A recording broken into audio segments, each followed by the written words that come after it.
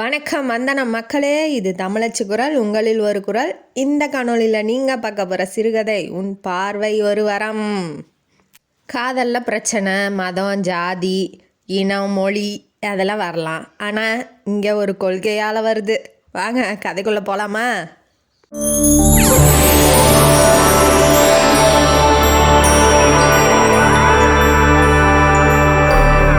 இந்த கதையோட ஆரம்பத்தில் நம்ம ஹீரோவோட இன்ட்ரடக்ஷன் ஆகுது. ஹீரோ பேர் கௌதம். அவர் ரொம்ப பணக்காரரு. அவரோட ரூமில் அவங்க அம்மா காஃபி எடுத்துகிட்டு போய் எழுப்பி விட்றாங்க. அம்மா பையன் ரொம்ப செல்லம், அன்பானவர், கூட யாருக்கிட்டையும் கோவப்பட்டு கூட பேச மாட்டார். ரொம்ப நல்லவர், ஹேண்ட்ஸமாக இருக்கார். 30 வயசு ஆகுது. அவருக்கு இன்னும் கல்யாணம் ஆகலை. அவங்க அம்மா கவலைப்படுறாங்க. எப்போ இன்னும் வயசாகுது, கல்யாணம் ஆகலை, உன் வயசில் இருக்கவங்களாம் 2 குழந்தைய கையில் பிடிச்சிட்டு போயிட்டுருக்கான், நீ ஏன்டா இப்படி கல்யாணம் பண்ணிக்காமல் இருக்க அப்படின்னு சொல்லி கவலைப்படுறாங்க. சரி அப்படின்னு, இன்றைக்கி என்னம்மா விசேஷம், சீக்கிரமாக ஞாயிற்றுக்கிழமை கூட தூங்க விட மாட்டிங்களா, சீக்கிரமாக எழுப்பி விட்டீங்க அப்படின்னு சொல்லி கேட்குறான். என்ன கௌதம் மறந்துட்டியா, உனக்கு இன்றைக்கி என்ன நாள்னு தெரியாதா அப்படின்னு சொல்லி அவங்க கேட்குறாங்க.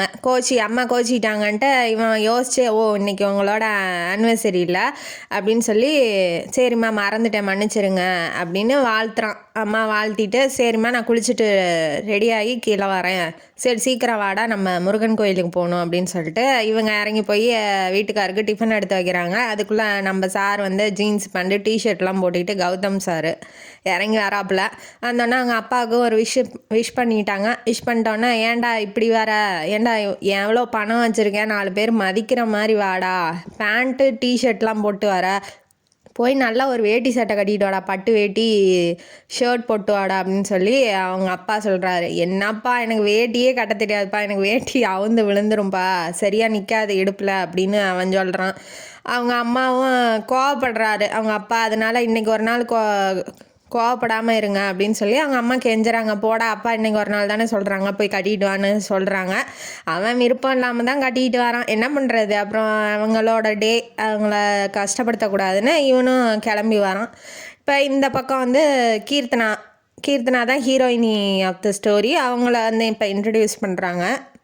அப்பாவோட செல்ல பொண்ணு. அம்மாவுக்கு ஏன் அவளை கொஞ்சம் பிடிக்காது. ஏன்னா அவள் எப்படின்னா, அவள் கேரக்டரு அன்னியன் படத்தில் அம்பி இருப்பார் பாருங்க, ரூல்ஸ் ரெகுலேஷன் கரெக்ட், சமூக சேவை அந்த டைப்பு அவள். அதனால் இவளோட வாழ்க்கையை பார்க்காம அடுத்தவங்களுக்கே போய் சேவை பண்ணிக்கிட்டு இருக்காளே, ஒருத்தர் ஹெல்ப்புன்னா உடனே போய் செஞ்சிருவா. அவள் கூட படிக்கிறவங்களுக்கு பணம் கட்ட முடியலன்னா காலேஜ் ஃபீஸை இவளே அவங்க அப்பாட்ட வாங்கி கட்ட சொல்லுவாள். அப்புறம் போய் ஏதாவது டியூஷன் ஃப்ரீயாக சொல்லி தர்றது. அப்புறம் யாருக்காவது கஷ்டம் அப்படின்னு வந்தால், இப்போ ஒரு பையன் சாப்பிட முடியல கஷ்டமாக இருக்கான்னு சொல்லி அவன் பணம் கொடுத்து பென்சிலு, ரப்பரு எல்லாம் நோட் புக்கெலாம் வாங்கி கொடுத்துருவேன் ஸ்கூலுக்கு போகிறதுக்கு. இப்போ எல்லா தெருவில் இருக்க எல்லா பசங்களும் அவகிட்ட நின்றுட்டு கேட்கும் போது அவள் எல்லாம் செய்கிறா, அவளுக்குன்னு எதுவும் செய்ய மாட்டேங்கிறா அப்படின்னு அவங்க அம்மா கொஞ்சம் பொண்ணை பற்றி கவலைப்பட்டு கோவப்படுறாங்க. அதனால் கொஞ்சம் பிடிக்காதுன்னு வச்சுக்கோங்களேன். அவங்க அப்பா ஆனால் ரொம்ப பாசம், அப்பா பொண்ணு. அவள் எது செஞ்சாலும் குறை சொல்ல மாட்டாங்க. அப்படி இருக்கவ இப்போ சமூக சேவைக்கு கிளம்புறா. எங்கே அப்படின்னா, ஹீரோ போகிற முருகன் கோயிலுக்கு ஹீரோயினி இப்போ போகிறாங்க. எதுக்கு போகிறாங்கன்னா, அன்றைக்கி விசேஷம், பூசமா சஷ்டி விரதம்னு நினைக்கிறேன். சஷ்டி தான் முருகனுக்கு சிறப்பான நாள் அது.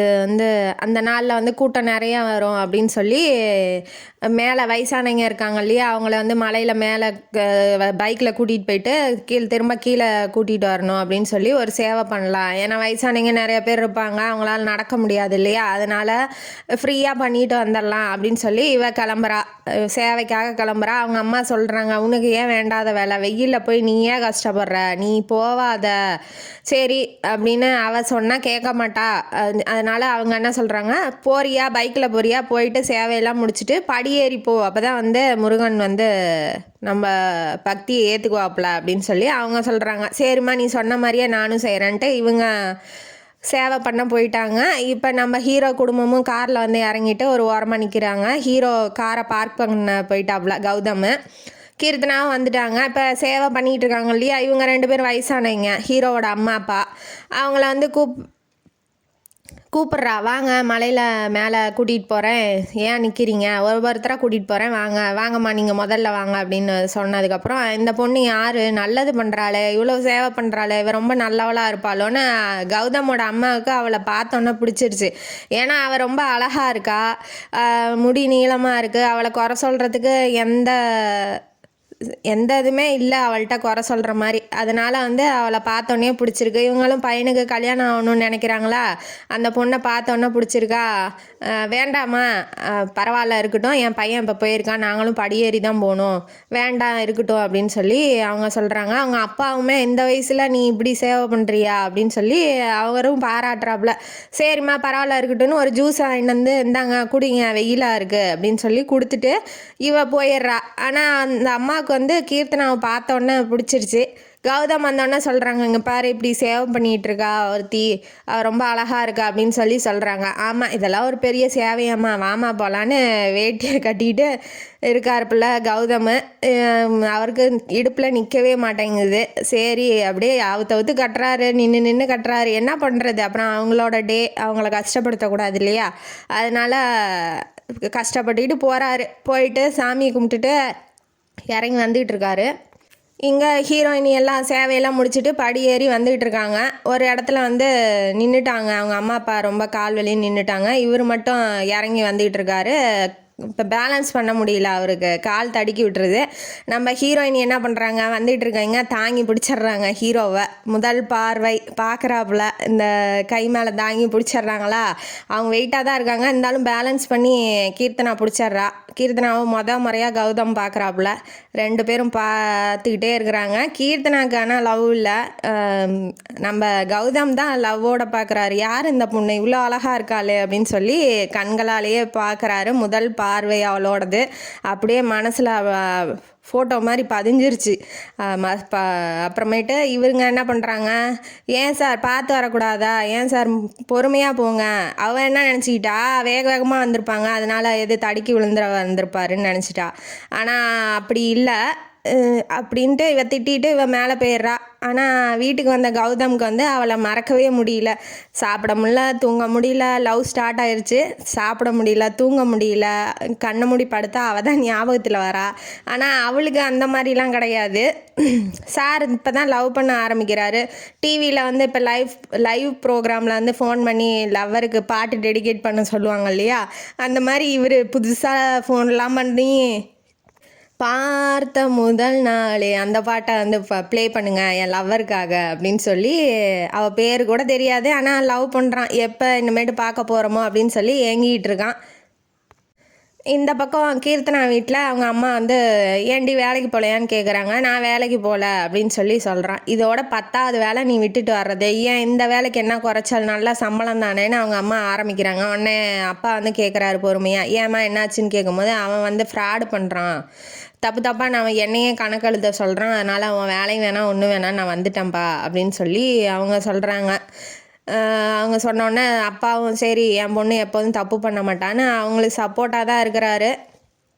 இப்போ புதுசாக வேலை தேடணும். நம்ம சாரும் கொஞ்ச நாள் ஆகட்டும் அப்படின்னு சொல்லி விட்டுடுறாங்க. பார்த்தா பேசிக்கலாம், நம்ம தலையெழுத்தில் அவள் திரும்ப வந்தால் நம்ம பார்த்துக்கலாம் அப்படின்னு சொல்லி கௌதமும் நினைக்கிறான். ஃப்ரெண்ட்ஸோட வீட்டில் தானே இருக்கா கீர்த்தனா, அதனால் சினிமா தேட்டருக்கு போகலாம் அப்படின்னு சொல்லி ஃப்ரெண்ட்ஸ் எல்லாம் கூட்டிகிட்டு, க்ளோஸ் ஃப்ரெண்டு பேர் மஞ்சு, எல்லாம் கூட்டிகிட்டு சினிமா தேட்டருக்கு போகும்போது, சினிமா தேட்டரும் நம்ம ஹீரோ கௌதமோடது தான்.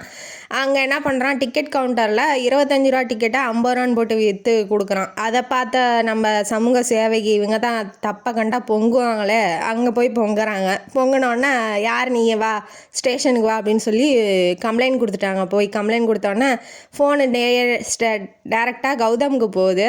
இப்படி அவங்க மேனேஜர் மேலே கம்ப்ளைண்ட் கொடுத்துருக்காங்க வாங்கன்னு சொல்லி நேரில் பார்க்கும்போது தான் இவ உக்காந்துட்டு கோபமாக இருக்கா.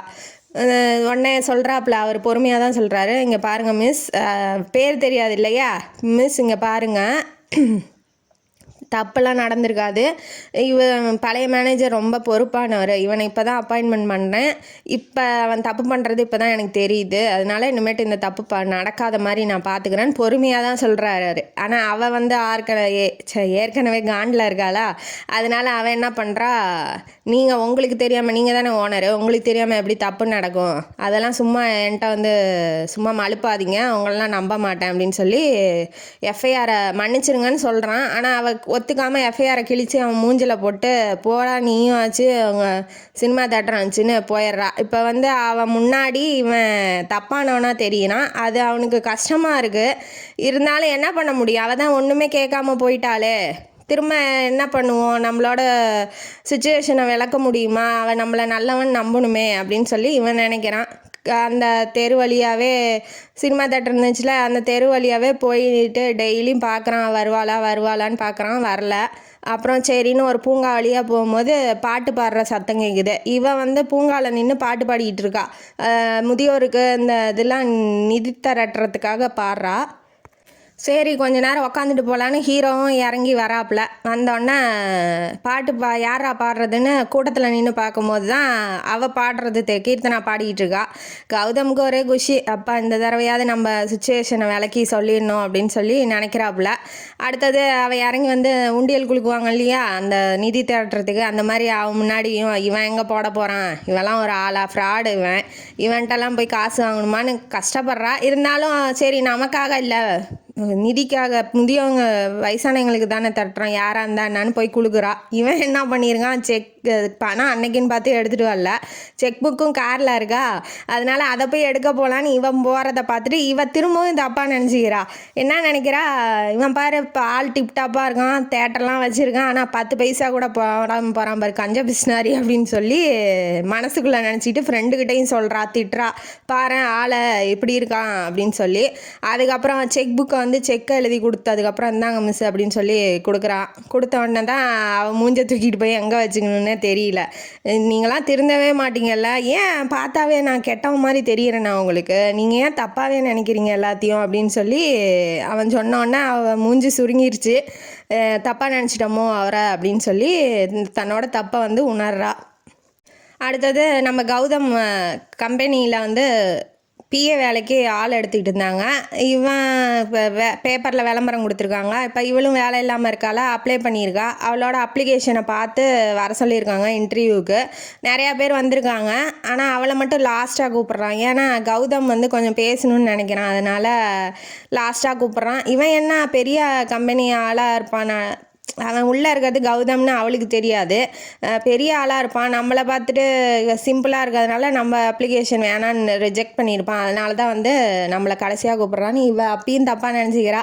உடனே கதவை தட்டிட்டு உள்ளே போகிறா. கூப்பிட்டோன்னே உள்ளே போகும்போது கௌதம் உட்காந்துருக்கான். உடனே கௌதம் கேட்குறான், என்ன மிஸ் நீங்கள் வந்து என்னை தப்பாக நினைக்கிறத நிறுத்தவே இல்லையாட்டங்குது அப்படின்னு சொல்லி அவன் சொல்கிறான். சொன்னோன்னே அப்படிலாம் இல்லை, நான் தப்பாக நினச்சதுக்கு என்னை மன்னிச்சிருங்க, இனிமேட்டு நான் அப்படி நினைக்க மாட்டேன் அப்படின்னு சொல்லி அவள் சொல்கிறா. சொன்னோன்னா சரி நீங்கள் போயிட்டு வாங்கன்னு மூஞ்சில் அடித்த மாதிரி சொல்லிட்டான். வேலை கொடுக்கல அப்படின்லாம் எதுவுமே சொல்லலை. வீட்டுக்கு போனால் அவளுக்கு அவமானமாக ஆயிடுச்சு. ஏன்னா இந்த மாதிரி அவமானம் அவள் பட்டதே இல்லையா. முறையாக அவன் திட்டினதை பார்த்தோன்னா இவளுக்கு ஹர்ட் ஆகுது. ஹர்ட் ஆனோடனே மறுநாள் லெட்ரு வருது, இப்படி நீங்கள் அப்பாயின்மெண்ட் ஆகிட்டீங்க, உங்கள் திறமைக்காக தான் அந்த வேலை கிடச்சிருக்கு, வாங்க அப்படின்னு சொல்லி. அவன் விடுவானா, அவன் பேர் என்ன, ஊர் என்ன, அட்ரஸ் என்ன, எல்லாத்தையும் அந்த அப்ளிகேஷனில் பிரிண்ட் பண்ணியிருப்பாள்ல, அதெல்லாம் பார்த்துட்டு ரொம்ப சந்தோஷப்படுறான் கீர்த்தனா அப்படின்னு சொல்லி. மறுநாளும் வந்தோடனே சரி தேங்க்யூ அப்படின்னு சொல்லிட்டு, ஏன் பழைய வேலையெல்லாம் விட்டீங்க அப்படின்னா வாட்டி, ஆமாம் அந்த வேலையில் ஒருத்தன் ஜொல்லு அழிஞ்சிக்கிட்டு என்கிட்ட வந்து நின்றுட்டு பேசிகிட்டே இருப்பான். நான் கராத்தையில் பிளாக் பெல்ட்டா, மூஞ்சி முகரையெல்லாம் பேத்து எடுத்துட்டேன், அதனால் அந்த வேலையை விட்டுட்டேன் அப்படின்னு சொல்லும் போது அவன் என்ன சொல்கிறான், ஐயோ உங்கள்கிட்ட ஜாக்கிரதையாக தான் இருக்கணும் மாட்டேங்குது, இல்லைனா ஏன் மூஞ்சி பேத்துருவீங்களா அப்படின்னு சொல்லி கேட்குறான். நீங்கள் அப்படி தப்பாக நடந்துக்க மாட்டீங்கன்னு நான் நம்புகிறேன் சார் அப்படின்னு. ஓ அந்த அளவுக்கு நம்பிக்கை இருக்கா என் மேலே அப்படின்னு சொல்லி அவன் சொல்கிறான். வேறு வேலைன்னா ஓவர் டைம் பண்ண மாட்டேன், ஓவர் டைம் பண்ண சொன்னாங்க, அப்புறம் கணக்கு தப்பாக எழுத சொன்னாங்க, அதனால் வேலையெல்லாம் விட்டுட்டேன் சார். நான் ஓவர் டைம் பண்ணால் சம்பளம் தருவாங்களே, ஏன் அதுவும் பண்ண மாட்டிங்களா அப்படிங்கும்போது, அவள் தான் டியூஷன் எடுக்கிறா, சாயங்காலத்தில் மியூசிக் கிளாஸ் எடுக்கிறா அந்த சின்ன ஏழை பசங்களுக்கெலாம், அதனால் அதை விட்டுட்டு வர முடியாது சார் அப்படி. இந்த சமூக சேவை பண்ணுறதும் அவனுக்கு பிடிச்சிருக்கு, பொண்ணையே பிடிச்சிருக்கு, அப்புறம் அவள் எது பண்ணாலும் பிடிக்க தானே செய்யணும், அதனால் அவனுக்கு எல்லாமே அப்படியே எனக்கு ரொம்ப பிடிச்சிருக்கு நீங்கள் சமூக சேவை பண்ணுறதெல்லாம் அப்படின்னு சொல்லி அவன் சொல்கிறான். அப்புறமேட்டு பிஏ இல்லையா கூடையே இருக்கா, இவனும் பேசி கொஞ்சம் கொஞ்சமாக கன்வின்ஸ் பண்ணுறான். அப்புறம் ஒரு நாள் அந்த கம்பெனிக்கெலாம் வந்து ஐடியா கொடுக்கணும். கம்பெனியை எப்படி முன்னுக்கு கொண்டு வர்றதுக்கு ஏதாவது பிளான் பண்ணி கொடுக்கணும். அந்த மாதிரி ஒரு டைம் என்ன பண்ணுறா, நகை கடை ஆடு இருக்கும். அதில் பிரபலமான ஹீரோயினி அப்புறம் ஒரு டேரக்டர், ரொம்ப ஃபேமஸான அந்த ஆடு டேரக்டர் வந்து புக் பண்ணி ஆடு எடுத்திருப்பான். அதில் வந்து அந்த ஹீரோயினி ரொம்ப கவர்ச்சியாக ஆடி இருப்பாங்க. அதை பார்த்துட்டு அவங்க வீட்டில் இருக்கவங்களாம் திட்டுவாங்க, என்ன நகை கடைக்கு இது இவ்வளோ எதுக்கு அதை கவர்ச்சி, அவளை தான் பார்ப்பாங்க, அந்த நகைவா பார்ப்பாங்க அப்படின்னு சொல்லி அவங்க அம்மாலாம் திட்டியிருப்பாங்க. இதை வந்து இது நல்லா இருக்கான்னு பாரு கீர்த்தனான்னு சொல்லி காமிக்கும் போது கௌதம் சொல்லிடுவா, இப்படியா கொஞ்சம் ட்ரெஸ் எல்லாம் நல்லா போட்டுட்டு நகையை பெருசாக காமிங்க அப்படின்னு சொல்கிறா. சொன்னோன்னே அந்த சஜஷனை வந்து டேரக்டரை கூப்பிட்டு சொன்னோன்னே டேரக்டர் என்ன பண்ணுறான், ஹீரோயினியை விட்டுட்டு நம்ம கீர்த்தனாவை சொல்கிறான், அவங்களுக்கு பதிலாக இவங்கள போடுங்க, இவங்க தான் சூப்பராக இருக்காங்க, கண் பார்வையிலே ஒரு லைட்டு மாதிரி வெளிச்சம் தெரியுதுன்னு ஒவ்வொன்றா அவன் விவரிச்சா இவனுக்கு பத்திக்கிட்டு எரியுது. கன்னத்தை கட்டி ஒரே அப்புனோடனே அந்த டேரக்டர் சுருண்டுக்கிட்டு போய் விழுந்துட்டான். எவ்வளோ தைரியம் தான் கீர்த்தனாவை வந்து இப்படி ரசித்து அதுவும் ஏன்ட்டா வந்து சொல்லுவா, உனக்கு எவ்வளோ திமுருடா இருக்கும் அப்படின்னு சொல்லி அடித்தோடனே இவளுக்கு டவுட் ஆகுது, என்ன அவன் நம்மளை பாராட்டினா இவர் ஏன் கோவப்படுறாருன்னு அப்போ நினைக்கிறா. அது வரைக்கும் லவ்வை ஃபீல் பண்ணல அவள், இப்போ கொஞ்சம் கொஞ்சமாக ஃபீல் பண்ணுறா. அப்புறம் அந்த புடவை ஜவுளி கடையை ஒன்று வச்சுருப்பாங்க. அவங்களுக்கு வந்து நிறைய பிஸ்னஸ், ஜவுளி கடை, நகை கடை, சினிமா தேட்ரு, அந்த பொருள்கள்லாம் விற்கிறாங்க இல்லையா, டிபார்ட்மெண்ட் ஸ்டோரு, நிறைய அவங்க ரொம்ப பணக்காரங்க. நிறையா பிஸ்னஸ்ஸு கம்பெனிலாம் இருக்கிறதுனால எந்தெந்த கம்பெனிக்கு எப்போ விசிட்டுக்கு போகணும், என்னென்ன சஜஷன்லாம் கொடுக்கலாம் அந்த கம்பெனி வளர்கிறதுக்கு, அந்த ஐடியாலாம் என்னென்ன தரணுங்கிறது தான் கீர்த்தனாவோட வேலை. பட்டு புடவைக்கெல்லாம் டிசைன்லாம் பண்ணி தரா, விடிய உட்காந்து பண்ணுற டிசைன்லாம், அதெல்லாம் ரொம்ப ஃபேமஸ் ஆகுது. வெளிநாட்டில் கூட அவங்க பட்டு புடவைலாம் ரொம்ப ரேட்டை நல்லா போகுது. பட்டு புடவைலாம் நிறையா விற்கிது, வியாபாரமும் பெருகுதுங்கிறதுனால அவள் ரொம்ப புத்திசாலின்னு நம்ம கௌதம் இன்னும் கொஞ்சம் லவ் வருது அவன் மேலே. அடுத்ததாக வந்து ஒரு நாள் லீவு போட்டோன்னே ஏன் என்னாச்சுன்னு ஃபோன் அடித்து கேட்குறான். பர்த்டே அப்படின்னு சொன்னோன்னே ஃபோனை கட் பண்ணிட்டான். யாருக்கு என்ன அப்படின்னு அவன் கேட்கவே இல்லை. பர்த்டேன்னொன்னே அவளோட பர்த்டேன்னு நினச்சிக்கிட்டு பூ வாங்குறான், பொக்கே வாங்குறான். அப்புறமா நகை கடைக்கு போய் மோதிரம் 20-25 மோதிரத்தை எடுத்து பார்த்து அவங்க அப்பா என்ன நினைக்கிறாரு, இவன் ஏன் இவ்வளோ மோதிரத்தை அனலைஸ் பண்ணி எடுக்கிறான், என்னாச்சு அப்படின்னு சொல்லி அவர் நினைக்கிறாரு. எடுத்துக்கிட்டு வேகமாக அவங்க வீட்டுக்கு போகிறான். வீட்டுக்கு போனோன்னே பர்த்டேவாமே என்கிட்ட எனக்கு தெரியாது, எங்கே கீர்த்தனா எங்கன்னு கேட்குறான். கீர்த்தனா எங்கன்னு கேட்டால் அவளுக்கு பர்த்டே இல்லைப்பா, அவள் முதியோர் இல்லத்தில் இருக்கிற ஒரு பாட்டிக்கு பர்த்டே, அதுக்காக அவள் அந்த இல்லத்துக்கு போவா, அவங்க இருக்கவங்க கூட ஒரு நாள் ஃபுல்லாக ஸ்பெண்ட் பண்ணுவா அப்படின்னு சொல்லி இவங்க வீட்டில் சொன்னதுக்கப்புறம் தான் தெரியுது இவளோட பர்த்டே இல்லைன்னு. அப்புறமா திரும்ப அந்த முதியோர் இல்லத்துக்கு போய் கீர்த்தனாவை பார்க்குறான் பொக்கேவோட. பார்த்தோன்னே அவள் ஃப்ரெண்டு மஞ்சு இருப்பா. அவன் என்ன சொல்கிறான், என்ன சார் கீர்த்தனாவுக்கு பர்த்டே நீங்கள் பொக்கே எடுத்துகிட்டு வந்துட்டீங்களா, ஓ ரொம்ப தான் பாசமாக இருக்கீங்க, லவ் கிவ் பண்ணுறீங்களான்னு அப்படின்னு சொல்லி அவள் சொல்கிறா. கீர்த்தனாவுக்கு மூஞ்சே சரியில்லை, அதனால் ஏன் முழுசாக சொல்ல மாட்டியா, நீங்கள் தான் ஃபோனை கட் பண்ணிட்டீங்களே சார், நான் என்ன சொல்ல விட்டீங்க அப்படின்னு சொல்லி கீர்த்தனா சொல்லும் போது சரி இந்தா அப்படின்னு சொல்லி அவங்க அந்த பாட்டியை யாருக்கு பர்த்டேவோ அவங்கள்ட்டே கொடுத்துட்டு வந்துடுறான். மோதிரத்தையும் அந்த பொக்கையும் கொடுத்துட்டு இவன் வீட்டுக்கு போயிடுறான். அவளுக்கு இதெல்லாம் பார்த்து இவன் நிஜமாலுமே லவ் பண்ணுறாரா அப்படின்னு சொல்லி அடுத்தது கொஞ்சம் டிஸ்டன்ஸை மெயின்டைன் பண்ணுறா. ஏன்னா லவ் பண்ணுற நம்ம கொள்கைக்கு அது என்ன கொள்கை வச்சுருக்கான்னு பின்னாடி கதையில் பார்க்கலாம். இப்போ இந்த கொள்கைக்கு விரோதமாக ஆயிரும், வேண்டாம் லவ்வெல்லாம் வேணாம், நமக்கு எதுக்கு கீர்த்தனா லவ் அப்படின்னு சொல்லி கொஞ்சம் டிஸ்டன்ஸை மெயின்டைன் பண்ணுறா. அவள் டிஸ்டன்ஸை மெயின்டைன் பண்ணுறான்னு கூட தெரியாமல் இவர் சகஜமாக தான் பேசுகிறாப்புல. ஒரு நாள் வந்து லீவு கேட்குறா, நான் எனக்கு லீவு கொடுங்க அப்படின்னு சொல்லி கேட்கும் போது என்னாச்சு, எதனால லீவ் போடுற அப்படின்னு சொல்லி அவர் கேட்கும் போது என்னை பொண்ணு பார்க்க வராங்க, வீட்டுக்கு சீக்கிரம் வர சொல்லியிருக்காங்க அம்மா அப்படின்னு சொல்கிறா. சொன்னோன்னா இவருக்கு கொதிச்சு போயிடுறாரு. என்ன சொல்கிற, நான் மனசுக்குள்ளே நினைக்கிறாரு, நான் மனசுக்குள்ளே உன்னை வந்து கல்யாணம் பண்ணி குழந்தைய பெற்று வச்சுருக்கேன், நீ என்னமோ போய் இன்னொருத்தங்கிட்ட நிற்கிறாங்கிற, ஐயோ என்னடா பண்ணுறதுன்னு திட்டுறாரு. வேலைக்கு வந்தால் உருப்படியாக வர்றதில்ல, ஒரு வேலையும் உருப்படியாக செய்யறதில்ல, வேற கோவத்தை எப்படி காமிப்பார்? இப்படி தான் காமிக்கிறாரு அவர். என்ன இவர் திட்டுறாரு? நம்ம கரெக்டாக தானே வேலை செய்கிறோன்னு அந்த லூஸு என்ன நினைக்கிறா, தேவையில்லாத திட்டுறாருன்னு நினைக்கிறா.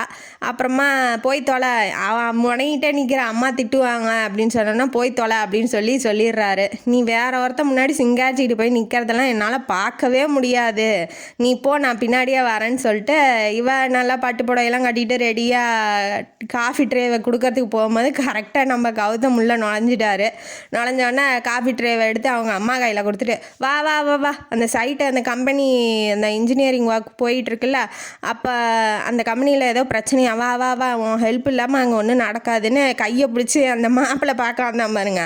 அவன் முன்னாடியே இழுத்துக்கிட்டு போகிறாரு. இந்த படையப்பா படத்தில் ரஜினியை சௌந்தர்யா இழுத்துட்டு போகிற மாதிரி இழுத்துட்டு போகிறாரு. இதை பார்த்துட்டு எந்த மாப்பிள்ளை கட்டுவான், அவன் அப்பயே போயிட்டான். இவர் கம்பெனியில் ஒரு பிரச்சனையும் இல்லை, சும்மா உள்ளே போய் உட்காந்து அந்த இன்ஜினியரோட உட்காந்து கதை பேசிட்டு உள்ளேருந்து வெளியில் வராரு. நல்ல வேலை நீ வந்தா, இல்லைன்னா அவ்வளோதான் அப்படின்னு சொல்லி இவள்கிட்டே ரீலாக விட்றாரு. அப்புறமா திரும்ப போனாலும் அவன் உக்காந்துட்டு இருப்பான் பொண்ணு பார்க்கறதுக்கு அப்படின்னு சொல்லி இன்னொரு கம்பெனி, தூரமாக இருக்க கம்பெனிக்கு கூட்டிகிட்டு போகிறாரு. அங்கே படிக்காதவங்க அவங்கெல்லாம் வேலை செய்கிறாங்க, அதனால் அந்த கம்பெனிக்கு கூட்டிகிட்டு போயிட்டு இவங்களுக்கெல்லாம் ஏன் இப்படி வச்சிட்ருக்கீங்க, ஒரு வீடு கட்டி கொடுக்கலாம்ல, அவங்க கஷ்டப்படுறாங்கல்ல படிக்காதவங்க அப்படின்னு சொல்லி அங்கே போய் சஜஷன் சொல்கிறா. நீ என்ன சொன்னாலும் சரி கட்டி கொடுத்துட்டா போகுது, உங்களுக்கு கல்யாணம் ஆயிருந்தால் தெரியும், இதெல்லாம் அப்படி உங்களுக்கு தெரியும் அப்படின்னு சொல்லி அவள் கேட்கும்போது, மேடம்க்கு கல்யாணம் ஆயிடுச்சா நீங்கள் சொல்கிறீங்க அப்படின்னு சொன்னாட்டி வெக்கப்படுறா. இவளும் லவ் பண்ணுறான்னு தான் நினைக்கிறேன். அப்புறம் இப்படியே பின்னாடி நீ என்ன பார்த்து சொல்லு, யாரையாவது லவ் பண்ணுறியான்னு சொல்லுன்னு கன்னத்தில் கையை வச்சு இப்படி தூக்கி விட்றாப்புல முகத்தை. அப்புறம் அவள் வெக்கப்பட்டுக்கிட்டே பின்னாடி போகும்போது விழுக போயிடுறா. அவனை தாங்கி பிடிச்சாங்களா, இப்போ இவளை கீர்த்தனாவை கௌதம் தாங்கி பிடிச்சி பார்க்குறாங்க. லவ் பண்ணுற மாதிரி தான் இருக்குது ரெண்டு பேரும். அதுக்கப்புறம் சுயநினைக்கு 2 பேரும் தள்ளி போய் நிற்கிறாங்க. ஃபோன் வருது கௌதம்க்கு, அம்மாவுக்கு இப்படி உடம்பு சரியில்லை, ஹாஸ்பிட்டலில் இருக்காங்க, ஃபீவர் ஓவராக இருக்குன்னு வாட்டி இவன் பதட்டப்பட்டுறான். கீர்த்தனாவும் சேர்த்து கூட்டிகிட்டு போயிடறான். அந்த பட்டுப்புடவையிலே இருக்கா, அப்படியே கூட்டிகிட்டு போயிடறான். கூட்டிகிட்டு போனோன்னே, என்ன ஆண்டி இந்த ஃபீவருக்கெலாம் நீங்கள் போய் பயப்படுறீங்களே, பயப்படாதீங்க, ஏற்கனவே கீர்த்தனாவை கௌதமோட அம்மாவுக்கு பிடிக்கும், அதனால் அவள் இருந்தால் என் கூடயே இருந்தால் நான் நல்லா தெம்பாயிருவேன், நான் சீக்கிரம் குணமாயிருவேன்னு அவங்க அம்மா கௌதம்கிட்ட சொல்லும் போது, கண்டிப்பாக இருப்பாம்மா, இங்கேயே இருக்க சொல்கிறேன், உங்கள் வீட்டில் நான் போய் பேசிக்கிறேன் அப்படின்னு சொல்லி கௌதம் சொல்கிறாப்புல கீர்த்தனாட்ட. அவளுக்கும் வேறு வழி இல்லை, அவங்கள விட்டுட்டு ஆல்ரெடி அவள் சமூக சேவகி, அவங்கள விட்டுட்டு அவள் எப்படி போவா, சரி ஆண்டி நான் இங்கே இருக்கேன்னு அவளும் ஒத்துக்கிறா. இப்போ கௌதம் வீட்டுக்கு போகிறாப்புல, கீர்த்தனா வீட்டுக்கு போய் நான் லவ் பண்ணுறேன், யாரையும் மாப்பிள்ளை பொண்ணு பார்க்கலாம் வர சொல்லாதீங்க, நானே அவளை கல்யாணம் பண்ணிக்கிறேன், கீர்த்தனாவுக்கு ஓகேனா அடுத்த செகண்டே நான் தாலி கட்டி நான் எங்கள் வீட்டுக்கு கூப்பிட்டு போயிடுறேன், நீங்கள் கவலைப்படாதீங்க அப்படின்னு சொல்லி அவங்க அம்மாட்டெல்லாம் போய் சொல்லிடுறான். சொன்னோடனே இவங்களுக்கு என்னன்னா, பொண்ணு பெரிய இடத்துக்கு போகிறா, நல்லா வாழட்டும், நல்லா இருப்பா அப்படின்னு சொல்லி இவங்களுக்கும் சந்தோஷம்தான். ஆனால் கீர்த்தனா ஓகே சொன்னால் தானே, அவள்கிட்ட முதல்ல நான் கேட்டுடுறேன், அதுக்கப்புறம் கல்யாண ஏற்பாடெலாம் பண்ணிக்கலாம் அப்படின்னு சொல்லி அவன் சொல்கிறான். சொல்லிவிட்டு இங்கே கீர்த்தனாவுக்கு அவள் பட்டு புடவையிலே இருக்கா இல்லையா, அதனால் சாதாரண ட்ரெஸ் வாங்கிட்டு வரான், நைட்டி அந்த மாதிரி, நைட் ட்ரெஸ்ஸு அந்த மாதிரி வாங்கிட்டு கொடுக்குறான், அந்தாங்க அப்படி.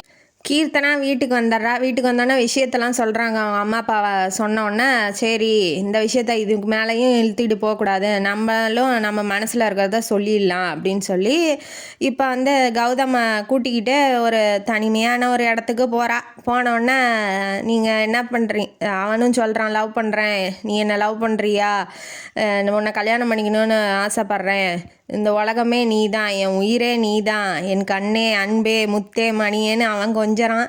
இவன் சரி எனக்கு தகுதியானவரா நீங்கள் அப்படின்னு சொல்லி கேட்குறா. என்ன தகுதியானவரான்னு கேட்குறேன்ட்ட, என்ன இல்லை, அழகு இல்லையா, அறிவு இல்லையா, பணம் இல்லையா, பாசம் இல்லையா அப்படின்னு சொல்லி இவன் கேட்குறான். உடனே அவன் என்ன சொல்கிறான், நீங்கள் என்ன பண்ணியிருக்கீங்க சமுதாயத்துக்கு, சமுதாயத்தை முன்னேற்ற நீங்கள் என்ன பண்ணியிருக்கீங்க, அவள் தான் சமூக சேவை அம்பி மாதிரி இருக்காளே, அவள்கிட்ட என்ன போய் சொல்கிறது, அதுவும் சொல்கிறான். என்ன பண்ணணும், எத்தனை பேர்த்துக்கு ஹெல்ப் பண்ணியிருக்கேன், முதியோர் இல்லத்துக்கெல்லாம் டொனேஷன் தரேன், ஏழை பிள்ளைங்களெல்லாம் காலேஜில் ஃப்ரீயாக படிக்க வைக்கிறேன், வேறு என்ன வேணும் அப்படின்னு சொல்லி சொன்னோன்னே, நீங்கள் கம்பெனி படிக்காதீங்க ஒரு வாட்டி கூட்டிகிட்டு போயிருந்தான் இல்லையா, அந்த கம்பெனிலாம் அங்கே வேலை செய்கிறவங்களுக்கே எழுதி கொடுங்க, அவங்க வந்து அந்த கம்பெனியில் வர லாபத்தை வச்சு அவங்க வாழ்க்கையை முன்னேற்றிக்குவாங்கன்னு சொன்னோன்னா இவளுக்கு என்ன பைத்தியம் முடிச்சிருச்சா அப்படின்னு சொல்லி இவன் நினைக்கிறான். என்ன லவ் சொன்னால் லவ் ஓகேன்னு சொல்லு, இல்லை இல்லைன்னு சொல்லு. நீ என்ன இதெல்லாம் என்ன பண்ண சொல்கிற? போய் கம்பெனியை போய் யாராவது எழுதி வைப்பாங்களா வேலை செய்கிறவங்களுக்கு? பைத்தியம் முடிச்சிருக்கா உனக்கு, பைத்தியக்காரி அப்படின்னு சொல்லி திட்டுறான். இல்லை, நானும் நீங்கள் லவ் பண்ணதான் எனக்கும் தெரியும். நீங்கள் அந்த டேரக்டரை அடிக்கும் போது என் பர்த்டேன்னு சொல்லி பொக்கேவோட வந்தீங்க. அதெல்லாம் பார்த்து நீங்கள் லவ் பண்ணுறீங்கன்னு நானும் நினச்சேன். நானும் லவ் பண்ணணுன்னு தான் ஆசைப்பட்றேன். ஆனால் என்னோட இந்த கொள்கை சமுதாயத்தை முன்னேற்றிக்கிட்டு ஏதாவது சமுதாயத்துக்கு எடுத்துக்காட்டாக இருக்கிறவரை தான் நான் கல்யாணம் பண்ணணுன்னு நினைக்கிறேன். அந்த கொள்கை வந்து என்னை தடுக்குது. நீங்கள் இதை பண்ணாதான் நான் உங்களை கல்யாணம் பண்ணுவேன், காதலிக்கவும் செய்வேன்னு சொன்ன வாட்டி, ஏண்டி இப்படி என்னை போட்டு கொல்ற?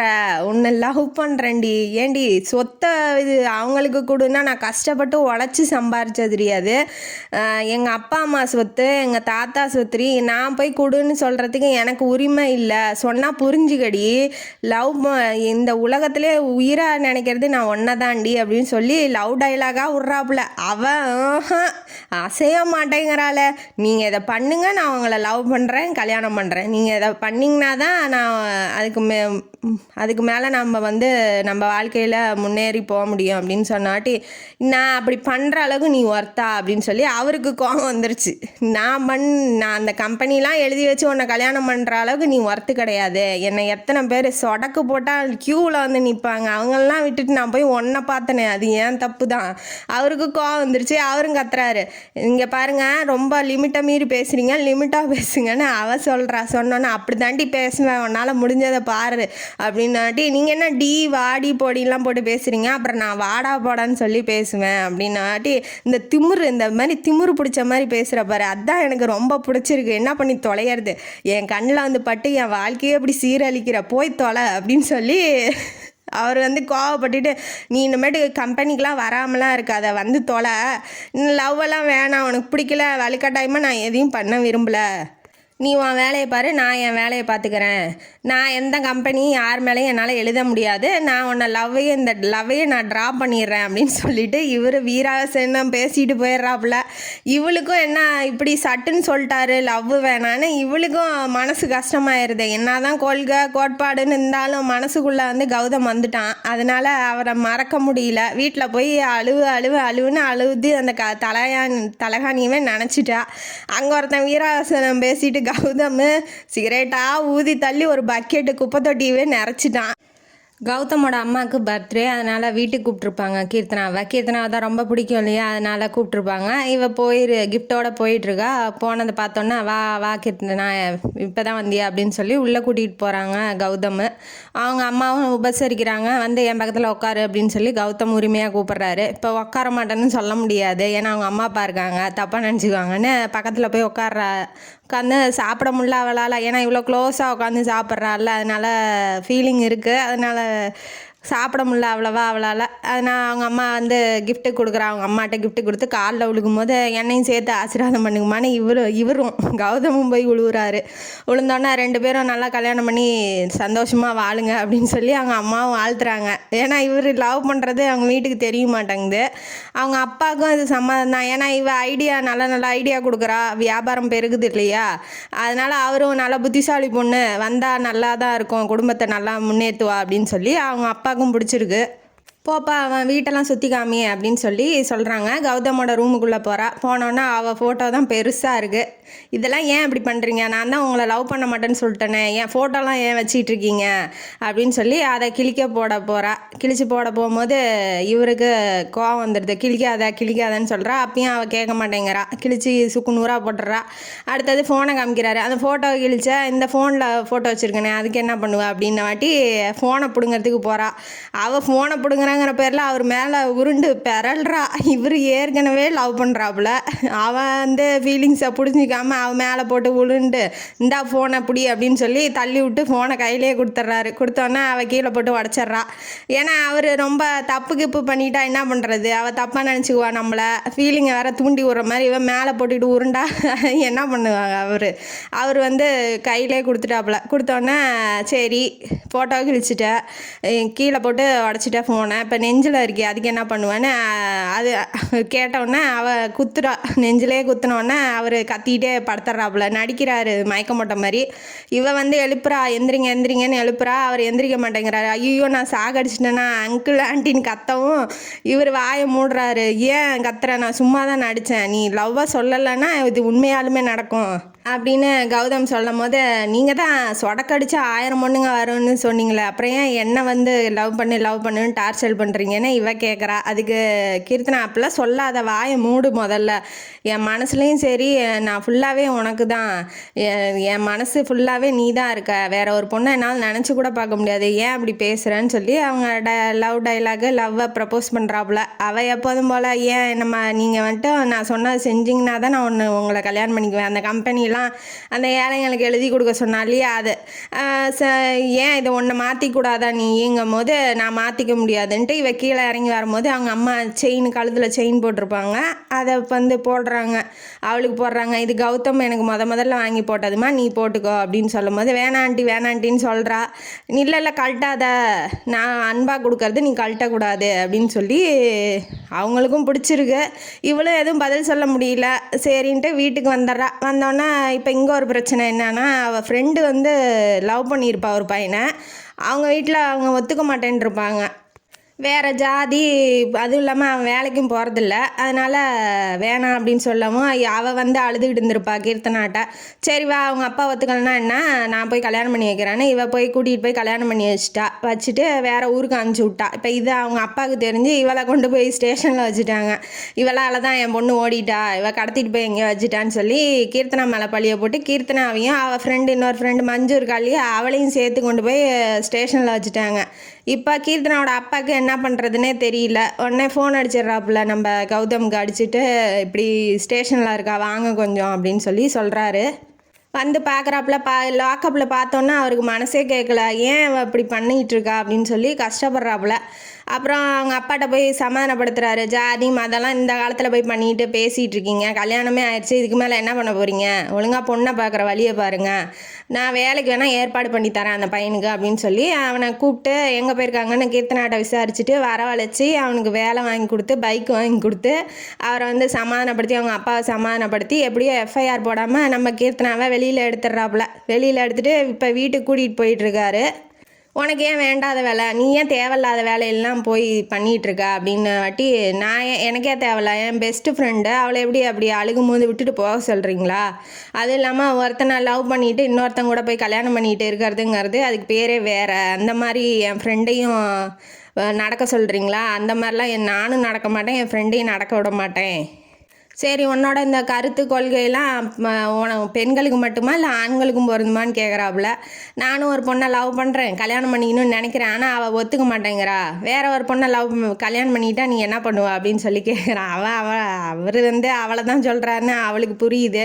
அதெல்லாம் ஏன் சொல்கிறீங்க, அதெல்லாம் பேசாதீங்க அப்படின்னு சொல்லி அவள் கத்துனோடனே இவர் என்ன சொல்கிறாரு, என் கூட ஒரு பொண்ணை சேர்த்து வச்சு உன்னால் பேசுகிறத கேட்கவே முடியல, நீ ஏன் இப்படி ஒத்துக்காமல் அடம் பிடிக்கிற அப்படின்னு சொல்லி இவர் பேசுகிறாரு. வழக்கம் போல் சேம் டைலாக போடுறா. இந்த கொள்கைக்கும் அந்த கம்பெனியும் எழுதி வச்சுருங்க, நான் உங்கள் காலடியிலே காலம்புறா விழுந்து கிடப்பேன், நீங்கள் போனால் கூட நான் போக மாட்டேன் அப்படின்னு பிடிவாதமாக சொல்கிறா. அவனும் பிடிவாதமாக என்னால் எழுதி வைக்க முடியாதுன்னு அவனும் பிடிவாதமாக இருக்கான். பார்க்கலாம் இவங்க லவ் சக்ஸஸ் ஆகுதா இல்லை 2 பேரும் தனித்தனியாக போயிடுவாங்களான்னு பார்க்கலாம். ஆனால் இவளுக்கு என்னன்னா, கட்டினா கௌதம் தான் கட்டணும், இல்லைன்னா வேறு யாரையும் கல்யாணம் பண்ணக்கூடாது, கட்ட பிரம்மச்சாரியாகவே செத்து போயிடணும் அப்படின்னு சொல்லி இவளோட ஒரு கொள்கை. இவ கட்டினா கல்யாணம்னு நடந்தால் கௌதமோட தான் அப்படின்னு சொல்லி நினைக்கிறா. ஆனால் அவளோட கொள்கையும் கோட்பாடும் அது தடுக்குது, அவரும் கேட்க மாட்டேங்கிறாருங்கும் போது இவ ஒத்துக்க மாட்டேங்கிறா. இவரும் எதுவும் பேசலை. அவளும் அவள் வேலையை பார்த்துக்கிட்டு அப்படியே ஒரு வாரம் போகுது. போனோடனே இவள் ஸ்கூட்டி ரிப்பேர் ஆகிறதுனால காலையிலையும் சாயங்காலமும் ஆட்டோலேயே வரா. அந்த ஆட்டோக்காரன் என்ன பண்ணுறான், சும்மா இல்லாமல் சாயங்காலம் அவள் வர்றதுக்கு முன்னாடியே வந்து நின்று வெயிட் பண்ணி அவளை கூட்டிகிட்டு போகிறான். இதை பார்த்த இவருக்கு காண்டாகுது. அந்த ஆட்டோக்காரனை விட நம்ம கேவலமாக போயிட்டோமா. பாரு எப்படி சிரிக்கிறா பாரு, பல்ல காட்டி காட்டி இழிச்சு இழிச்சு அவன்கிட்ட பேசுகிறா. ஒரு நாளாவது நம்மள்ட்ட அப்படி பேசியிருப்பாளா? இவருக்கு பத்திக்கிட்டு எரியுது. பொறுத்து பார்த்தாரு. ஒரு 2 நாள் கழித்து போய் கிளம்ப போகும்போது நில்லு, ஏன் ஸ்கூட்டி நான் உன்னோடது எங்கே போச்சு அப்படின்னு சொல்லி கேட்குறாரு. அது வந்து ரிப்பேர் ஆயிடுச்சு, மெக்கானிக் ஷாப்பில் இருக்குது அப்படின்னு சொல்லி அவன் சொல்கிறான். சொன்னோடனே இவன் யார், இவன் எதுக்கு வந்து உன்னை கூட்டிகிட்டு போகிறதுக்கு தவன் வந்து வெளியில் நின்றுட்டுருக்கான். பொறுக்கி ஆட்டோ, அந்த பொறுக்கி ஆட்டோவில் நீ எதுக்கு வர அப்படின்னு சொல்லி இவர் திட்டுறாரு. திட்டினோடனே அவன் என்னங்கிறான், அந்த மாதிரிலாம் பேசாதீங்க, மரியாதை குறைவா, அவரை பற்றி உங்களுக்கு என்ன தெரியும், ஓ அவனை பற்றி உனக்கு எல்லாம் நல்லா தெரியும், அதனால தான் போய் இழிச்சு அவன்கிட்ட பேசுறியா அப்படின்னு அவர் கேட்குறாரு. அவன் வந்து நல்லா டிகிரி முடிச்சிருக்கான், அவனுக்கு வேலை கிடைக்கல, ஆட்டோ வாங்கிறதுக்கு நானும் காசு கொடுத்து ஹெல்ப் பண்ணியிருக்கேன், அதனால் அவர் நன்றி விசுவாசத்துக்காக வந்து என்னை கூட்டிகிட்டு போகிறாரு அப்படின்னு சொல்கிறா அவள் கீர்த்தனா. சொன்னோன்னே இவருக்கு முகம் வந்து ஆடிடுச்சு. சரி ரொம்ப அதிகமாக பேசிட்டோமோ அப்படின்னு. அதுக்கப்புறம் என்ன சொல்கிறா, போதுமா சாருக்கு விளக்கம், இல்லை என்ன வேறு ஏதாவது விளக்கணுமா, நான் போயிட்டு வரேன் அப்படின்னு சொல்லிட்டு இவ போயிடுறா. அடக்கிறேன் உன் திமுறை எப்படியாவது நான் அடக்கி உன்னை கல்யாணம் பண்ணல, என் பேரையே நான் மாற்றிக்கிறேன் அப்படின்னு சொல்லி இவரு நினச்சிக்கிட்டு இவர் உள்ளே போயிடுறாரு. அப்புறம் மறுநாள் ஆகுது. அந்த பட்டு புடவை டிசைன்லாம் பண்ணி கொடுத்தா இல்லையா, அது வந்து ஜனாதிபதிகிட்ட அவார்டு வின்னாயிருக்கு. அதனால் இந்த விஷயம் வந்து கம்பெனி ஃபுல்லாக தெரிஞ்சிருக்கு. ஆனால் இவளுக்கு தெரியல. உள்ளே வந்தோன்னே அவள் ஃப்ரெண்டு வந்து சொல்லிடுறா, இப்படி வந்து அவார்ட் கிடச்சிருக்கு அப்படின்னு. ஆனால் இவன் என்ன நினைக்கிறா, நம்ம தான் டிசைன்லாம் போட்டு கொடுத்தோம், நம்மள்ட்ட ஒரு வார்த்தை கூட சொல்லலை, ஆனால் கம்பெனி ஃபுல்லாக்கே தெரியுது அப்படின்னு சொல்லி இவள் கோவப்படுறா. எதுவும் பேசலை, கௌதமும் எதுவும் பேசலை. அப்புறம் சாயங்காலம் போகும்போது நில்லு கீர்த்தனா அப்படின்னு சொல்லி கௌதம் பேச வராரு. அவள் காதல் அவளுக்கு அது மாதிரி போகிறா. சரி முன்னாடி போய் நின்றுட்டு வா நம்ம தனியாக வெளியில் போகலாம் அப்படின்னு சொல்லி கூப்பிட்றாப்புல. இல்லை நான் வரல அப்படின்னுங்கிறா. இல்லை பரவாயில்ல, நான் உன்னை கட்டாயப்படுத்தலை, நீ வர்றதுனா வான்ன வாட்டி இவ போய் காரில் உட்காந்துக்கிறா. உட்காந்துக்கிட்டோன்னே இவளும் லவ் பண்ணுறா இல்லையா, அப்புறம் என்ன பண்ணுவா, கூட்டிகிட்டு போகிறான் ஒரு பார்க்குக்கு. கூட்டிகிட்டு போனோன்னே என் மேலே கோவமா அப்படின்னு சொல்லி கேட்குறா. நான் யார் உங்கள் மேலே கோவப்படன்னு அவள் எப்போதும் போல் டைலாகை போடவும், இப்போ சார் என்ன சொல்கிறாரு, கௌதம் சார், கோவப்படாத, அந்த லெட்டரை பிரித்து படிக்கும்போது மேனேஜர் இருந்தாப்புல, அவர் போய் எல்லாத்துக்கிட்டையும் சொல்லியிருப்பாரு, நான் கண்டிப்பாக சத்தியமாக யார்ட்டையும் போய் சொல்லலைன்னு தான் நல்லவங்கிறத அவர்கிட்ட நிரூபிக்கிறா. அப்புறம் உட்கார வைக்கிறாரு, பெஞ்ச் மேலே உட்கார வச்சுட்டு இந்த லெட்டரை பிரித்து படிச்சுப்பாருன்னு கையில் வந்து வலுக்கட்டாயமாக வைக்கிறாப்புல. பார்த்துக்கிட்டு படித்தோன்னே கையை பிடிச்சிக்கிறாரு. இவர் போய் கீழே மண்டி போட்டு அவள் கையை பிடிச்சிக்கிட்டு, உன்னால தான் இது கிடச்சிச்சு, நீ என் வாழ்க்கை ஃபுல்லாக என் கூடையே இருக்கணும்னு நான் ஆசைப்பட்றேன், இதே மாதிரியே நானும் முன்னேறணும்னு ஆசைப்பட்றேன், நீ என் கூட என் வாழ்க்கைக்கு துணையாக நீ வரணும், இப்பயாவது லவ்வை ஏற்றுக்கோன்னு கெஞ்சராப்புல. அவருக்கும் மறக்க முடியல. என்ன பண்ணுவார், உங்களுக்குலாம் அறிவே இல்லையா, நான் எத்தனை வாட்டி சொல்கிறது, ஏன் திரும்ப திரும்ப வந்து கெஞ்சுறீங்கன்னு இவ காண்டாகி கத்துனோன்னா, என் தலையெழுத்துறி, உன்னை பார்த்த பற்றியா, என்னைக்கு அன்னையிலேருந்தே என்னால் தூங்க முடியல, சாப்பிட முடியல, உன்னோட பார்வை என்னைக்கு பட்டுச்சோ என் கண்ணில் அன்னையிலேருந்து என் நிம்மதியே போச்சுடி அப்படின்னு சொல்லி ஹக் பண்ணுறாப்புல. என்னை விட்டு எங்கேயும் போயிடாத, நான் உனக்கு நல்லா பார்த்துக்குவேன், உன்னை நீ என்ன சொல்கிறியோ என் சொத்தை ஃபுல்லாக கூட உன் பேர்லேயே எழுதி வைக்கிறேன், நீ என்னை விட்டு எங்கேயும் போகாதங்கிறாங்க சொல்கிறாப்புல. உங்கள் சொத்து எனக்கு எதுக்கு அப்படின்னு சொல்லி அவள் கொஞ்சம் இதாக பேசுகிறா. நான் நினச்சா உன்னை என்ன வேணாலும் பண்ணியிருக்க முடியும், டூருன்னு சொல்லி உன்னை வெளியூர் கூட்டிகிட்டு போய் என்ன வேணாலும் செஞ்சுருக்கலாம், இப்போ நீ என் கூட தனியாக தான் இருக்க, என்னால் முடியுண்டி, ஆனால் உன்னோட விருப்பம் இல்லாமல் நான் அதை பண்ணக்கூடாதுன்னு நான் நினைக்கிறேன், நான் ரொம்ப நல்லவன், என் பொறுமையை ரொம்ப சோதிக்காதன்னு அவர் சொல்கிறாரு. உடனே இருந்துக்கிட்டு என்ன பண்ணுவீங்க, என்ன பண்ண முடியும் உங்களாலன்னு எகிரிட்டு வரா. வந்தோடனே அவள் தான் கராத்தே பிளாக் பெல்ட் ஆச்சு, அவள் எகிரிட்டு வந்தோடனே இவர் என்ன இந்த திமுரு பிடிச்சி போய் இப்படி பேசுகிற பற்றியா, இதுதான் என்னை வந்து உன்னை விட்டு போகவே விட மாட்டேங்குது அப்படின்னு சொல்லி ஹக் பண்ணி லிப்பு கிஸ் அடிச்சிட்றாப்புல. அடித்தோடனே இவளுக்கு வந்து என்ன பண்ணுறது, மூஞ்சி எங்கே கொண்டு போய் வைக்கிறதுனே அவளுக்கு தெரியல. கீழே உட்காந்து அழுகுறா அந்த பெஞ்சில். வேற ஒருத்தனை இருந்தால் இந்நேரப்ப அவன் அவ்வளோதான் எலும்பெல்லாம் உடச்சிருப்பா.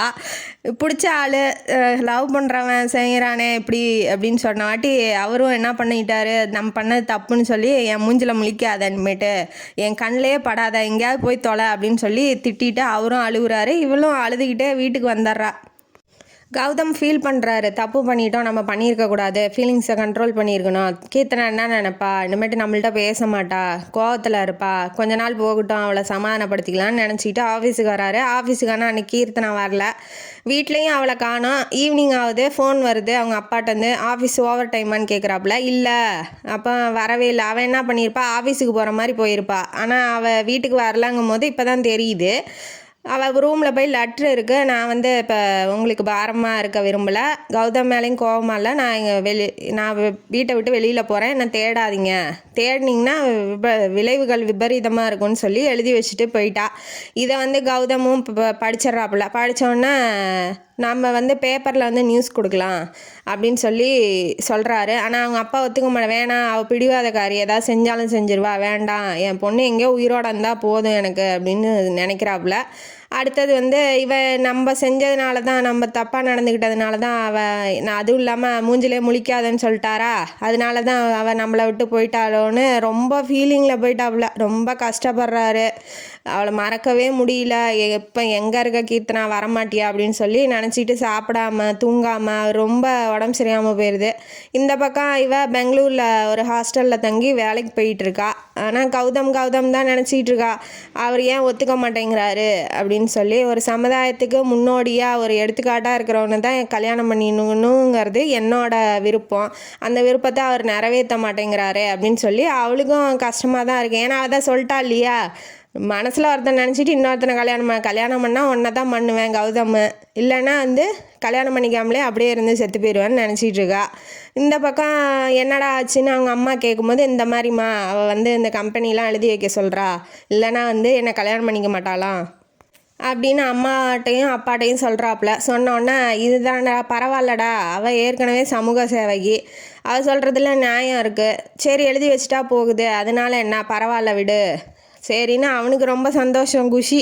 அப்பா ஒத்துக்கிட்டாங்கன்னு. ஏன்னா அவன் சொத்து கிடையாது, அது அவங்க அம்மா அப்பா அவங்க தாத்தாவோட சொத்து. இவன் போய் விற்று அவங்க பேரில் எழுதி வைங்க அப்படின்னு சொல்லி இவன் சொல்ல முடியாது, இவனுக்கு உரிமையும் இல்லை. அவங்களே சொல்லும் போது அவனுக்கு சந்தோஷம். சரி, எப்படியாவது போய் கீர்த்தனா கூட்டிகிட்டு வந்துடு, உன்னை இப்படி எங்களால் பார்க்க முடியல, கம்பெனி போனால் பரவாயில்ல சம்பாரிச்சிக்கலாம், அவள் போனால் போய் கூட்டிகிட்டு வந்துடு அப்படின்னு சொல்லி இவங்க அம்மா அப்பாவும் ரொம்ப சப்போர்ட்டாக இருக்காங்க. பத்திரிக்கையெல்லாம் கூப்பிட்றாப்புல, கூப்பிட்டு இப்படி சொல்கிறாரு, அந்த கம்பெனிலாம் அங்கே தொழிலாளர்கள் படிக்காதீங்க அவங்களுக்கே நாங்கள் எழுதி வைக்கிறோம், லாபத்தெல்லாம் அவங்களே எடுத்துக்கிட்டோம் அப்படின்னு சொல்லும் போது, எப்படி சார் உங்களால் இப்படி நல்லது பண்ண முடிஞ்சுச்சு அப்படின்னாட்டி, இதுக்கெல்லாம் காரணம் கீர்த்தனா தான், அவள் இல்லைன்னா நான் இந்த அளவுக்கு எடுத்து செஞ்சுருக்க மாட்டேன், அவளால் தான் இப்போ இந்த அளவுக்கு வந்திருக்கேன், தேங்க்ஸ் சொல்லணுன்னா அது என்னோட கீர்த்தனாக்கே சொல்லுங்கள், கீர்த்தனா நீ எங்கே இருந்தாலும் என்கிட்ட வந்துடு, நான் பாரு நீ சொன்ன மாதிரியே உன் கொள்கையெல்லாம் நிறைவேற்றிட்டேன், நீ சொன்ன மாதிரியே நடந்துக்கோ அப்படின்னு சொன்னாட்டி, அந்த டிவியில் பார்க்குறா இல்லையா கௌதம் பேசுகிறத, அப்போ உடனே ஏர்போர்ட்டு போய் ஃப்ளைட்டை பிடிச்சி உடனே டாக்ஸியில் ஏறி வந்துடுறா. வீட்டுக்கு வந்தோடனே நீங்கள் சொன்னது செஞ்சிட்டிங்க, நான் சொன்னது செய்கிறேன் அப்படின்னு சொல்லி காலடியிலே விழுந்துட்டு, அந்த கௌதம் என்னை கல்யாணம் பண்ணிக்கோ, என்னை வந்து உன்னை லவ் பண்ணுறேன், என்னோட காதல் நீ தான் அப்படின்னு சொல்லிட்டா. சொன்னோன்னே ரெண்டு பேரும் ஹக் பண்ணிக்கிறாங்க. அவங்க அம்மா அப்பா வந்துட்டு சரி போப்பா ரூம் கூட்டிகிட்டு போ, நான் வந்து சாப்பிட ஏதாவது எடுத்துகிட்டு வரேன்னு சொல்கிறாங்க. அம்மா அப்பாவுக்கும் சந்தோஷம், அவனுக்கும் சந்தோஷம், ரெண்டு பேர்த்துக்கும் சந்தோஷம்தான். உடனே ரூமுக்குள்ளே போகிறாப்புல, என்னை விட்டுட்டு போய் எனக்கு தண்டனை கொடுத்தீல, இப்போ உனக்கு தண்டனை கொடுக்க போகிறேன் அப்படின்னு சொல்லி கிஸ் பண்ண வராப்புல.